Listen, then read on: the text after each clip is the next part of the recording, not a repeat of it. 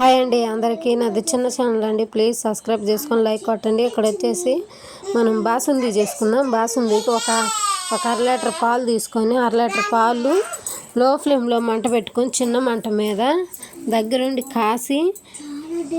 కాసుకుంటావు బాగా పాలు అనేవి మరగనివ్వాలా. ఈలోపు బాసుంది ప్యాకెట్ ఉంటుంది కదా, ఆ ప్యాకెట్ ఊడదీసి రెడీగా పెట్టుకొని పాలు మరుగుతుండగా ఈ బాసుంది పొడి ప్యాకెట్ మొత్తం పోసేసేయాలి. అర లీటర్ పాలకి ప్యాకెట్ అంతా వేయాలా.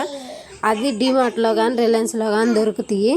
అర లీటర్ పాలు తీసుకొని బాగా మరగనిచ్చి ఆ పొడి మొత్తం అట్లా పోసేసుకొని చిక్కపడ్డదాకా బాగా దగ్గరుండి గెంటితో పొడి పోసిన తర్వాత బాసుంది పొడి పోసినాక మనం దగ్గరుండి కలుపుతానే ఉండాలి, లేదంటే అడుగు అంటిద్ది. గెంటి పెట్టి కలుపుతానే ఉండాలి, దగ్గర పడ్డదాకా కలుపుతానే ఉండాలి అట్లా, లేదంటే అడుగున అంతా మాడిపోతుంది.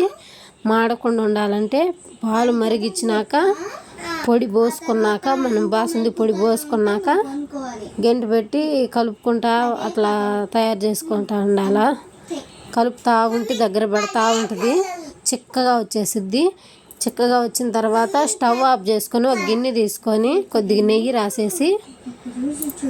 రాసేసుకొని ఒక గిన్నెలో ఈ తయారైన బాసుంది అంతా గిన్నెకి పోసేసుకొని ఫ్రిడ్జ్ ఉంటుంది కదా అందరికీ, ఫ్రిడ్జ్లో ఒక గంట పాటు కానీ గంట పాటు కానీ ఆ గిన్నెని పెట్టేసి వదిలేసామంటే 1-2 గంటల సేపు తర్వాత బాగా బాసుంది తయారైంది, గట్టిగా వచ్చేసిద్ది. బాసుంది అనేది సూపర్ ఉంటుంది.